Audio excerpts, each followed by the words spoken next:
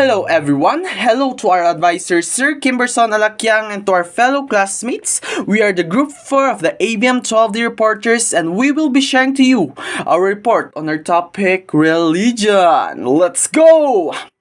So first of all, let me introduce you my good mates. Let us welcome Abiliera Riser Kenry, Alipit Jetro, Antonio J. Micaela, Beltran John Paulo, Dixon Shanley Vanes, Musni Rajan Joshua, and for lastly, Wasit Wayne.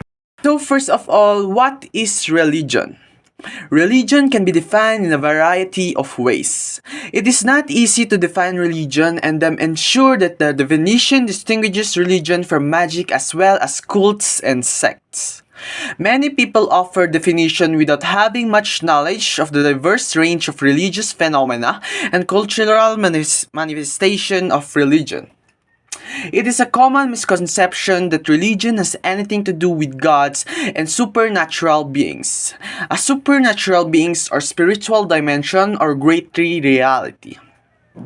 No one of these absolutely necessary because there are religions that do not include any of these elements. So if you want to learn more about our topic, let my other group mates give more details about our topic. Let's go! So, religion. We all know what religion is. And I think most of us, if not all, identifies to a religion, even if you're religious or not. So, to define religion on a more technical note, religion is the belief and the worship of a superhuman controlling power, most especially known as God. So, religion is also a group system of strengthening our faith and worship. So, in this religion, there are also three types of theoretical perspective, which are the structural, conflict, and the symbol interactionism. So, the first one is the structural theoretical perspective. So, it states here that religion in this view serves several purposes, including providing answers to spiritual mysteries, providing emotional comfort, and creating a space for social interaction. Religion defined by the opportunities it provides for social interaction and group formation. It offers a place to meet others who shares the same values, and a place to seek help in times of need. So it states here that religion is can be your group of comfort to which you can run into anytime. Religion can also be viewed as a central to many people's self-concepts because there is an in-group. As said again, it is a place where you run to. It is your group to be open and to tell your problems. Versus the out-group.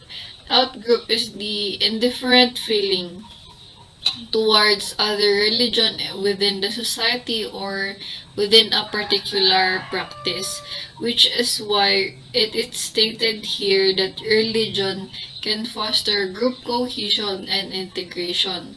For example, for example, for example of these groups is the Inquisition, the Salem witch trials, and the anti-Semitism.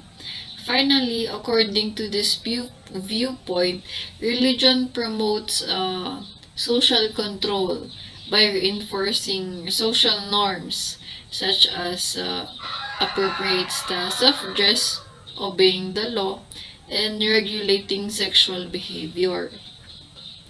While the second religious perspective is the conflict theoretical perspective of religion, where according to this viewpoint, religion is viewed as an institution that contributes to the perpetuation patterns of social inequality. Like, for example, it states here that religion is part of something that contributes to social inequality, like it promotes the wealthier than the less fortunate. So, since those in power within our religion are frequently easily dictate, can easily dictate what practices, rituals, or beliefs the followers should obey or follow. So, another component of this is the feminist perspective, and it focuses specifically on gender inequality. Like women, for example, women have traditionally held very few positions of power within religions, despite the fact that they are the ones who uh, gather people, or they are the ones who socialize children into religions. While some religions and religious denominations are more gender equal than others, male dominance is still remains in the norms of the majority of them. The third religious perspective is the symbolic interactionism. The central idea to this perspective is that all about the study of everyday symbols and their interactions. Beliefs and experiences are not sacred unless they're held sacred by the individual of the society. Few examples of these sacred symbols are the Star of David in Judaism, while in Roman Catholic or Christianity is the cross where Jesus died, and the crescent and the star in Islam. These sacred symbols are studied because interactionists are interested in what these symbols communicate. The interaction between these religious leaders and practitioners, the role of religion in the ordinary components of everyday life, and the way that people express their religious values and social interaction connects to this material or symbolism. Worldviews of religion, polytheism, and monotheism. Religions are worldviews that are expressed via narratives and symbols as well as beliefs. Religions, moreover, direct activity, and any true religious tradition must be concerned with normative behavior, whether ethical or religious in nature. Let's talk about monotheism. Monotheism is a doctrine or belief that there is only one God or deity. The word is frequently used to refer to certain religions that fall into this group, such as Judaism. It can, however, be used outside of context of a certain faith. A person who does not profess belief in a specific religion but believes in a single God, for example, is said to follow the monotheistic doctrine, and we call them as monotheists. A monotheist is someone who believes in only one God. Monotheistic religions and monotheistic beliefs are examples of terms that employ the adjective form of monotheistic. The three religions of Judaism, Christianity, and Islam readily fit the definition of monotheism, which is to worship one God while denying the existence of other gods. Fun fact: monotheism started with the Egyptian pharaoh Akhenaten. When intentionally erased from history until the 19th century, Egyptian pharaoh Akhenaten established the first known monotheistic religion called Atenism, which was rediscovered in the late 18th century and integrated by the 19th and the 20th century religious philosophers into the history of three Abrahamic religions. Polytheism. Polytheism is the belief or doctrine that multiple gods or deities exist. Polytheism, like monotheism, can be applied to specific religions such as Hinduism or to non-religious practices. A polytheist is someone who believes in more than one god. Polytheistic is the adjective form. Polytheism characterizes virtually all religions other than Judaism, Christianity, and Islam, which I have said earlier because they share a common tradition of monotheism, the belief in one God. Let's talk about the elements of religion. Despite the diversity of supernatural beliefs seen in different cultures around the world, most belief systems have certain common elements. And I'm going to talk about the main basic elements of religion. Number one is belief in supernatural power. Every religion believes in a supernatural power, or powers that exist outside of man and the world we live in. Human existence and circumstances are said to be influenced by supernatural beings. Some people believe in magic, miracles, recognition, demonic possessions, souls, spirits or ghosts, and monsters. Second is a man's adjustment to supernatural powers. It's a part of religion as well, because man is reliant on supernatural abilities. He must adapt to these abilities. As a result, every religion includes some exterior behaviors or rituals, such as prayers, kirtans, utterance of hymns, and etc. Among others, the failure to execute these ceremonies is considered a sin. So what exactly is kirtan? Kirtan is a Hindu practice that is an uncomplicated and effective way of communing with God. A third is acts defined as sinful. It's a part of religion as well. Every religion considers some actions to be sacred and others to be immoral, with the latter ostensibly destroying harmonious relationship between man and God. Let's use Christianity. There are 7 sacred acts in Christianity. The 7 sacraments are baptism, confirmation, the Eucharist, ordination, marriage, and reconciliation, and the anointing of the sick. The two most important sacraments are baptism and Eucharist.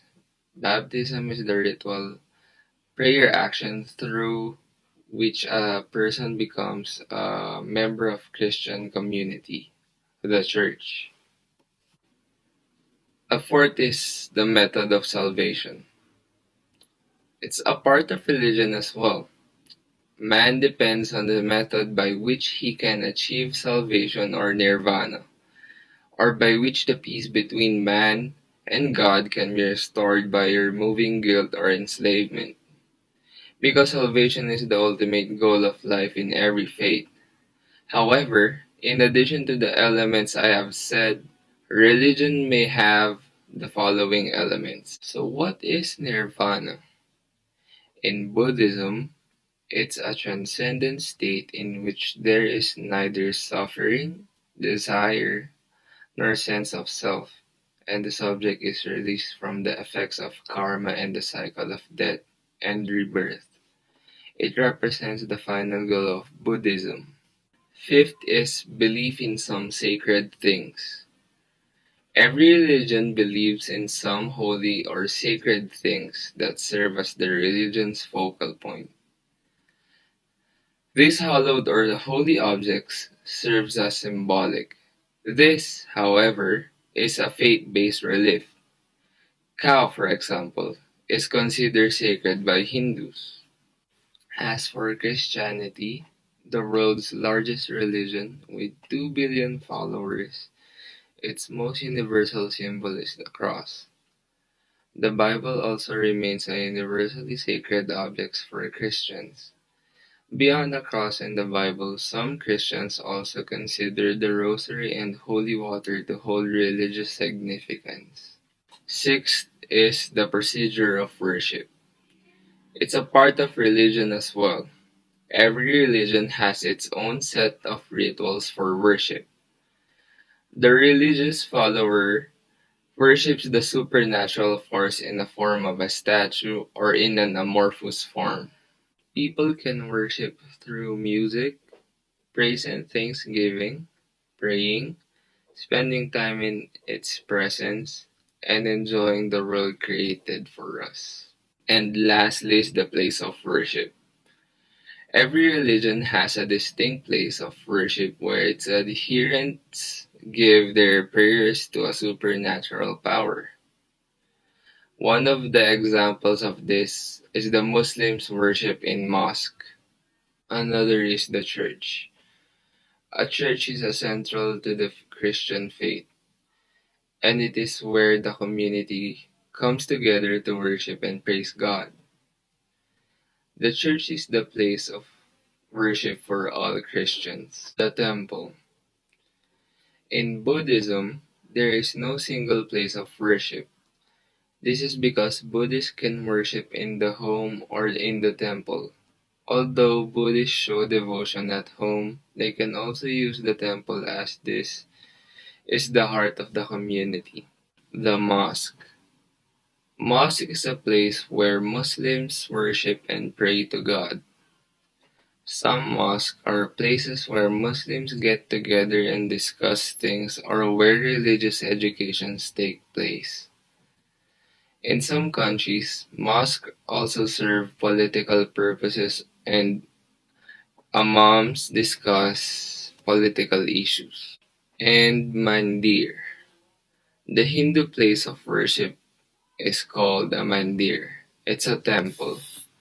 Hindus do not go to the mandir to pray or hold religious ceremonies. Now, we are going to talk about types of religion groups such as cults, sects, church, and ecclesia. Many types of religious organizations exist in modern societies. The first is church. In a religious context, the church actually has two meanings, a place of worship and a group of people. The second is sect. A sect is a relatively small religious organization that is not closely integrated into a larger society, that often conflicts with at least some of its norms and values. The next is a cult. A cult is a small religious organization that is at great odds with the norms and values of the larger society. Cults are similar to sects but differ in at least three perspectives. First, they generally have not broken away from larger denomination. Second, they are often secretive. And third, cultists may live separately or together in communes. Lastly, is ecclesia. Ecclesia is the Greek word translated in the New Testament as church, from "eke" meaning out, from, and to, meaning to call, and has to do with a group of people called out from one place to another. Next, we are going to talk about world religions. There are many different types of world religions such as Christianity, Buddhism, Bahal, Confucianism, Hinduism, Jainism, Judaism, Shinto, Taoism, and Zoroastrianism. Each religion has its own values and believes in one God, but some of these believes in more than one God or deity. Lastly, we are going to talk about the separation of church and the state. The separation of church and the state is a philosophical and jurisprudential concept for defining political distance in the relationship between religious organization and the state. Conceptually, the term refers to the creation of a secular state with or without legally explicit church-state separation. The change often exists form relationship between the church and the state.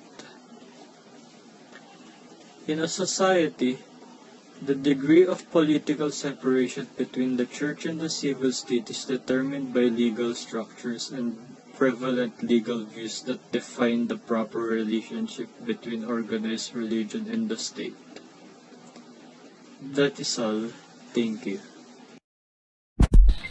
So there are different religions all around the world, which includes Christianity, Buddhism, Baha'i, Confucianism, Hinduism, Islam, Jainism, Judaism, Shinto, Sikhism, Taoism, and Zoroastrianism, which is a lot isms, and actually there are a lot more, but we will be focusing more on the commonly known. So first one is Christianity. Christianity is a major religion stemming from the life, teachings, and until the death of Jesus Christ. It has become the largest of the world religions geographically, for it has a constituency of more than 2 billion believers. Its largest groups are the Roman Catholic Church, to which I am under, and the Eastern Orthodox churches.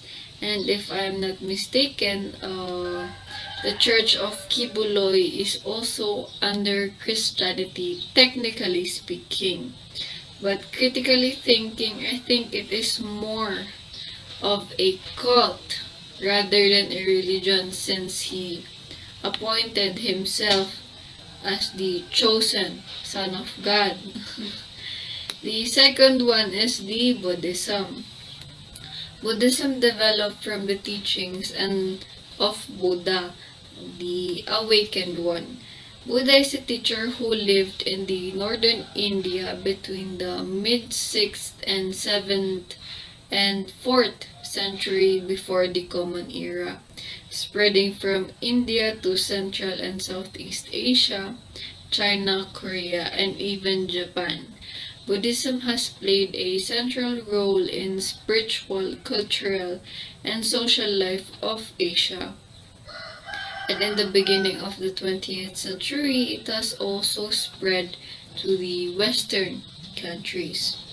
Confucianism naman, Confucianism focuses on the way of life propagated by Confucius in the 6th and 5th century before the Common Era, and is followed by the Chinese people for more than 2 millennia. In this religion, there is no God, but Confucius is their leader. Not much of a god, but Confucius is worshipped as a spirit rather than a god. Although transformed over time, it is still the substance of learning, sources of values, and the social code of most Chinese people. Its influence has also extended to other countries, but particularly Korea, Japan, and Vietnam. Hinduism is also a major world religion originating from the Indian subcontinent. It comprises several and varied systems of philosophy, beliefs, and rituals. Although the name Hinduism is not that relatively new, it has been coined by the British writers in the first decades of the 19th century. It refers to a rich cumulative tradition of texts and practices, to some of which dated to the second millennium of the BCE or before Common Era. Or, as said, it could be possibly earlier. And if the Indus Valley civilization was the earliest source of this tradition, as some scholars said, then Hinduism can or is the oldest living religion on earth. Its many other parts of the world, though rituals and visual and performing arts are also played significant role on its transmission. From about the 4th century Common Era, Hinduism had a dominant presence in the Southeast Asia, and that would last for more than 1,000 years.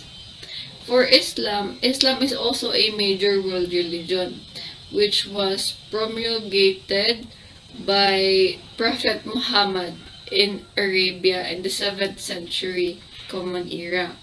The Arabic term is Islam, which literally means surrender, which illuminates the fundamental religious idea of Islam that the believers of Islam, also known as Muslims, accept surrender to the will of Allah, their God.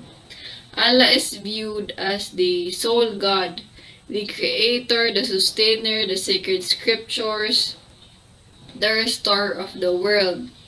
The will of Allah to which human beings must submit is made known through their Bible, which is the Quran or Quran, I'm not sure. But Allah revealed to his messenger Muhammad, and Muhammad is the Islam, the last series of prophets, because for them, Jesus was not a God, rather, he is more of a prophet, as well as Adam, Noah, Moses, and Solomon. And this message simultaneously consummates and completes the revelations attributed to earlier prophets. For Judaism, Judaism is a monotheistic religion. Monotheistic meaning they have only one God. Monotheistic religion developed among the ancient Hebrews. Judaism is characterized by a belief in one transcendent God who revealed himself to Abraham, Moses, and the Hebrew prophets by a religion in accordance with the scriptures and the rabbinic traditions. Since for us Christians, we believe in a Trinitarian God, which is the Father, the Son, and the Holy Spirit. But in Judaism, they only have one, which is for us is the Father. Since Judaism is a complex phenomenon of a total way of life for the Jewish peoples, comprising theology, law, and innumerable cultural traditions. And lastly, for the Taoism, or it can be with a D or a T, Taoism. For this religion, it is a indigenous religio-philosophical tradition that has shaped the Chinese life for more than 2,000 years. In the broadest sense, a Taoist attitude towards life can be seen in the accepting and the yielding, the joyful and the carefree sides of the Chinese character. An attitude that offsets and complements the moral and duty-conscious, austere, and purposeful character ascribed to Confucianism, since in Confucianism their rules are very strict. For Taoism, they focus more on the light-mooded practices, the happiness. They focus on the light-feathered moods. For in Taoism, they do not also have a god, but for them, they do not have a god in a way that other religions do. Like for us Christians, they believe on Tao. They're the quite fat, the quite fat people. They're building that one they see in their churches. They believe in Tao, to which for them the universe springs from the Tao, and the Tao impersonally guides the things on their way. So they do not believe that there is something greater, farther than the cosmos, and they believe on Tao, that is their God, who is not specifically a specific God, but more of a guidance.